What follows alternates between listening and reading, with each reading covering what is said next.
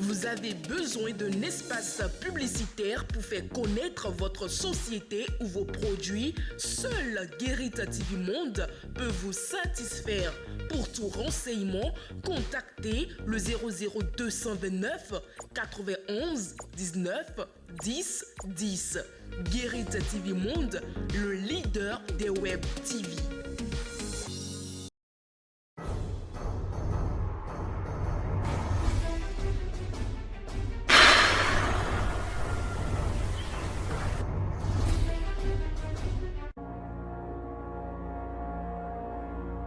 Nous sommes le 19 juillet 2023. Mesdames et messieurs, bonjour. Que disent les journaux dans leurs différentes parutions? La réponse dans la revue des journaux. Fidèle internaute de Guérit TV Monde, bonjour. Voici l'essentiel des informations affichées à la une des quotidiens ce mercredi 19 juillet 2023. Le quotidien Maison, la Guérite Mère Manchette, émergence des jeunes en politique. Serge Aransou fait la fierté de la jeunesse. Mouel Bénin peut compter sur son coordinateur dans la 19e circonscription électorale. Autre titre, installation des secrétaires exécutifs dans les mairies. Les SE plus puissants que les maires, point d'interrogation. Interdiction de l'exportation de la ferraille au Bénin, une décision qui fait de nouveaux chômeurs. Et puis dans l'actualité politique, les démocrates en conseil national ordinaire. Le comité d'organisation annonce les grandes lignes. Toujours avec les démocrates, constitution des commissions à l'Assemblée nationale. Les démocrates déplorent les décisions de la Cour. Noureni Achadé garde le suspense face à l'ultimatum du 20 juillet. Affaire Caméo Shell à la criette, le matinal titre ce matin, 5 ans de prison requis contre la directrice de Longriche et son comptable. Et puis au desk sport, éliminatoire tournoi olympique football féminin, JO Paris 2024. Les Amazones du Bénin éliminent les Lycaons de la Guinée-Bissau, 3-2. Le Soleil Bénin Info, manœuvre politique dans la perspective de la rivalité de 2026. Une soude rivalité entre potentiels dauphins. Pendant ce temps, Talon travaille pour son candidat. Telle est la manchette du journal en ce jour. Baccalauréat session de juin 2023. La deuxième délibération prévue ce mercredi selon le quotidien Le Challenge. Adjacha News, désignation des secrétaires des commissions permanentes du Parlement. Les démocrates accusent la Cour d'abus de pouvoir. La plénière de la dernière chance ce mercredi. Quotidien 109, sortie médiatique sur les dernières décisions de la Cour constitutionnelle. Ça craint pour les élections présidentielles de 2026 selon les démocrates. Et puis, manœuvre tous azimuts pour la candidature de Olivier Bokor, qui dit la vérité et qui paie les factures. Mutation d'agent à la haute autorité de l'audiovisuel et de la communication. HAC, le DAF suspendu, 5 autres cadres mis dehors. Un chargé de mission de l'institution désormais sans job. Y a-t-il un lien entre l'affaire qui secoue l'institution et ses départs? Telle est la manchette du quotidien Le Potentiel en ce mercredi 19 juillet 2023. L'autre quotidien, conférence de presse, les démocrates désavouent les dernières décisions de la Cour. Assemblée nationale, poursuite des élections dans les bureaux des commissions permanentes. La session extraordinaire reportée à ce jour, mercredi. Les démocrates se plieraient à l'ultimatum de la Cour, affirme le quotidien. L'affiche du jour, pour un enseignement de qualité au Bénin, les aspirants au métier d'enseignant, bientôt en formation. Retour maintenant au quotidien Maison, la Guérite. Suscitation de la candidature de Olivier Bokor, Albéric Dagan répond à Malek Rossou. Le secrétaire exécutif national du mouvement Les Témoins d'Olivier livre sa position ce soir à 21h sur Guérit TV Monde. Récurrence des cas de corruption dans les structures étatiques. Selon Clotaire Olihide, la corruption n'est pas l'apanage d'une race. Fidèle internaute de Guérit TV Monde, tel est l'essentiel des informations affichées à la une des quotidiens en ce mercredi 19 juillet 2023. À demain. Les détournements de fonds se multiplient au Bénin et malgré tout l'arsenal juridique mis en place par l'État béninois. Clotaire Olihide, juriste de formation, l'invité du jour aborde la question au micro de Evelyne Doussou et Alphonse Bouton.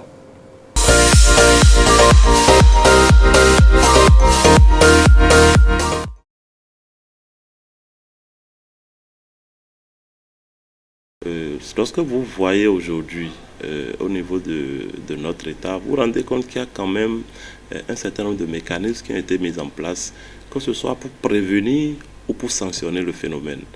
voyez aujourd'hui, en matière de nomination des cadres à certaines fonctions, vous voyez le processus, c'est des appels à candidature et ensuite des tirages au sort, toujours pour éviter, pour s'assurer que ceux qui sont retenus ont non seulement les compétences, mais la posture morale qu'il faut pour occuper les positions.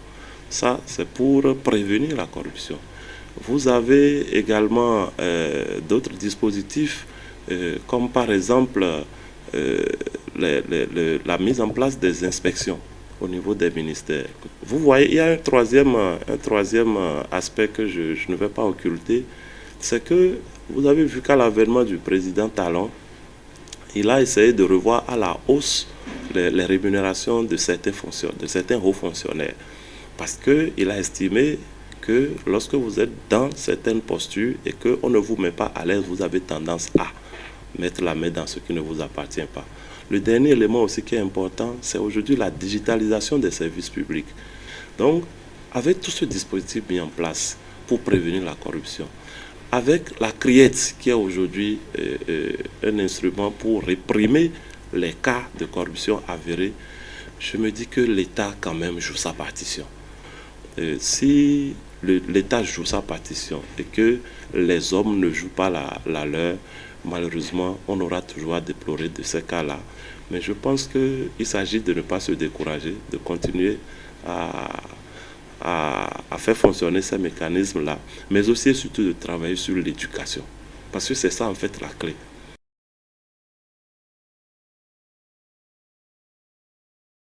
Non, en attendant la confirmation de ce qui s'est passé à la SB2E, parce que jusque-là on est dans de la présomption, puisque la justice ne s'est pas encore prononcée sur le dossier, mais s'il s'avérait qu'il y a eu effectivement des détournements de cette envergure-là, cela ne veut dire qu'une chose, c'est que la corruption n'est pas l'apanage des Béninois.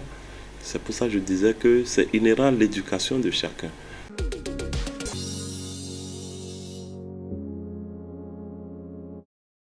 Mesdames et messieurs, nous passons à présent au forum de discussion du 19 juillet 2023 et c'est avec Charles Alban Daoui. Charles Alban Daoui, bonjour. Bonjour Latifa, comment est-ce? En l'espace de 112 heures, le directeur général de la Société des infrastructures routières de l'aménagement du territoire dit une chose et son contraire. Eh bien oui, et c'est la preuve que ce qui a été dit n'était pas une bonne chose. C'est la preuve que ce qui a été dit n'a pas été bien réfléchi. C'est la preuve que, il n'y a pas eu de conseil autour de cette décision-là. Sinon que, la décision qui consiste à dire que dans les postes de péage, on ne va plus accepter des billets, d'une valeur supérieure à 5 000 francs. C'est la preuve que oui, dans cette société-là, ou du moins ceux qui ont pris cette décision, peut-être avec le directeur général, n'ont pas réfléchi aux impacts qu'une telle décision pourrait avoir. Parce que, écoutez, quand on a la direction d'une société et quand on peut prendre des décisions si sensibles, parce que oui, les postes de péage, de pesage au Bénin n'existent que par le fait que des clients, des automobilistes viennent remettre de l'argent. Donc du coup, la société, son activité, c'est de prendre de l'argent chez des gens. Et quand on veut prendre une décision qui touche quelque chose de si capital pour la société, il faut réfléchir pas 1000 fois. Les gens ont pensé que oui, que les clients, ceux qui viennent au poste de péage, sont des personnes à qui on peut faire subir n'importe quoi. C'est une erreur. Dans les logiques entrepreneuriales chez nous, on dit souvent que le client est roi. Et normalement, pour prendre une telle décision, on pourrait faire de petites enquêtes, de petits sondages au sein de l'opinion pour voir qu'est-ce que ça va donner. Ça n'a pas été le cas. Donc, c'est bien dommage. Et je pense que c'est une décision qui a été prise, comme je le dis, sans tenir compte des préoccupations des clients, sans tenir compte des besoins que les clients expriment. Parce que quand il n'y aura pas de clients, quand il n'y aura pas d'automobilistes qui passent par les postes de péage pour remettre de l'argent, la société ne peut pas fonctionner. Donc, c'est des personnes qu'il faut chérir, des personnes dont il faut prendre soin parce que la société existe du fait de la participation que ces personnes-là apportent en utilisant les routes dans notre pays. Donc, du coup, cette décision, beaucoup l'ont traitée d'incongruité et ils avaient raison de le traiter ainsi. Et la preuve, c'est que oui, 112 heures seulement après, on s'est dit non, il faut rapporter tout simplement cette décision-là. On n'a même pas eu le temps donc de l'appliquer. Et quand on est à la tête d'une société et qu'on est amené à faire ce genre de choses, ce n'est pas bien, ça ne fait pas très bien, ça ne donne pas une bonne image de la tête de cette société-là. Donc du coup, si le directeur général de la CIRAT n'a pas reçu de sanction, pour ce que l'on sait, il serait bien qu'à l'avenir, les décisions soient bien mûries, bien pensées avant d'être prises, surtout si elles concernent la vie même donc, de la société. Charles Alban Daoui, au-delà de la volte-face de la CIRAT, la décision prise par le directeur général est l'expression à un niveau étatique d'un problème que vivent les citoyens au quotidien. Quel est ce problème selon vous? Oui, en fait, le problème, c'est que dans les transactions qui se font chez nous, surtout d'ordre commercial, qui mettent en jeu un client et un vendeur de services, il y a la question du service de la monnaie qui se pose. C'est en réalité l'expression à un niveau étatique de ce problème dans notre société. C'est-à-dire que dans les cultures, entrepreneuriales de chez nous, vous avez quelqu'un qui vend un article, quelqu'un qui vend un service et qui reçoit des clients. Dans beaucoup de sociétés ou de structures de boutiques, des shops, celui qui est en position de vendeur, il se met en tête que le client doit venir vers son étal, doit venir consommer son service en amenant juste ce qu'il faut pour consommer ce service-là. Donc si par exemple je vais acheter un produit qui coûte 100 francs, le vendeur s'attend à ce que je vienne avec les 100 francs. Si je viens avec 200, si je viens avec un billet de 500 et que je vais acheter quelque chose de 100 francs, ça lui pose problème. Parce qu'il dit, mais écoute, mais comment il va faire pour trouver la monnaie? Et c'est un peu ça c'est le problème en réalité qui a été transposé à ce niveau-là. C'est un peu comme des chauffeurs de véhicules qui mettent dans leur véhicule, qui écrivent même noir sur blanc, pas de monnaie 2000, 5000, 10 000. C'est incohérent. Il ne met pas de monnaie 2000, 5000, 10 000. C'est-à-dire que si vous êtes passager et que vous voulez voyager et que vous avez un billet de 2000 francs sur vous et que le service du transport c'est peut-être 500, c'est peut-être 700, il estime que oui, vos 2000 francs là, lui n'a pas à trouver la monnaie, donc du coup vous ne pouvez pas rentrer dans son véhicule. Vous voyez? Il y a des situations en réalité qui bloquent la consommation des services et qui bloquent parfois les transactions commerciales, parce qu'il y a des clients qui ne supportent pas ce genre de choses. Que l'on ne soit pas en mesure de lui rendre le service de la monnaie, ça le dégoûte et ça le repousse. Il y a des gens qui perdent beaucoup de clients en faisant ce genre de choses et ils ne le savent pas. Donc, c'est pour ça que je dis que c'est un problème qui existe dans le quotidien des Béninois où vous allez consommer un service, ou vous allez dans une entreprise, ou vous allez, par exemple, dans une administration pour peut-être prendre un document pour lequel vous allez payer. L'agent vous dit qu'il n'y a pas la monnaie. Et il le dit, et il ne vous regarde plus. C'est-à-dire que ce que vous apportez ne l'intéresse plus. Que vous vous retournez parce qu'il n'a pas la monnaie ne le gêne pas. C'est un problème. Vous imaginez que dans les structures des sociétés, vous allez où vous apportez de l'argent. Et la personne dit, il n'a pas la monnaie. Et quand il le dit, il vous laisse comme ça. Bon, si vous n'avez pas la monnaie, vous partez. Je me dis, mais souvent, si les gens devaient être payés sur la base des recettes quotidiennes qu'ils faisaient, je pense qu'ils ne joueraient pas avec des clients qui viennent. Ils trouveraient des solutions à tout client qui vient pour acheter. Donc, du coup, il est important que dans le monde des transactions, on puisse faire un travail sur la question du service de la monnaie. Quand vous avez votre boutique, votre shop, votre entreprise, c'est un aspect sur lequel il faut travailler pour pouvoir donner satisfaction au client. Parce que le client qui vient vers vous, soit pour consommer un service, pour acheter quelque chose, il a un besoin qu'il est en train d'exprimer et il voudrait que ce besoin-là soit donc satisfait. Donc la CIRAT a intérêt à trouver les moyens pour satisfaire tout simplement les clients qui viennent à leur guichet et qui parfois viennent pour faire de la monnaie. Parce que oui, ils estiment qu'ils font beaucoup de collecte du sous et que ce n'est pas la monnaie qui peut leur manquer. Donc voilà ce qu'on peut dire. Merci à vous, Charles Alban Daoui. C'est moi qui vous remercie. Mesdames et messieurs, c'est la fin du forum de discussion du 19 juillet 2023. Voici la dernière rubrique de votre émission Tour d'horizon.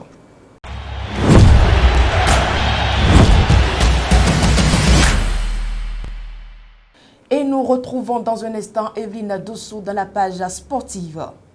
La victoire des Amazones du Bénin face à la Guinée-Bissau s'installe en tête de l'actualité sportive ce jour. Ce mardi 18 juin 2023, au stade général Mathieu Kérékou de Cotonou, les Amazones du Bénin ont réalisé une performance exceptionnelle en dominant les Lycaons de la Guinée-Bissau sur le score de 3-2. Grâce à cette victoire, les Amazones se qualifient pour le second tour de qualification pour les Jeux Olympiques de Paris 2024. Ce match retour entre les Amazones du Bénin et les Lycaons de la Guinée-Bissau était d'une importance capitale. Après un match aller serré qui s'était soldé sur un score de parité, les deux équipes se disputaient la qualification pour le second tour de qualification des Jeux Olympiques. Les Amazones ont su tirer leur épingle du jeu en marquant 3 buts décisifs. Il faut par ailleurs noter que ces buts béninois ont été inscrits par Fashinan Léa à la 23e minute, Odok Bedissi à la 28e minute et Yolanda Yami à la 38e minute. Ces performances individuelles ont été déterminantes pour la victoire de l'équipe béninoise. Les joueuses ont su faire preuve de talent et de détermination pour marquer les buts nécessaires à leur qualification. Rappelons que la qualification pour le second tour des Jeux Olympiques de Paris 2024 est une étape importante pour les Amazones du Bénin. Elles continuent le parcours vers la compétition olympique en espérant décrocher une place pour représenter fièrement le pays à Paris. Ce résultat renforce la confiance et la motivation de l'équipe.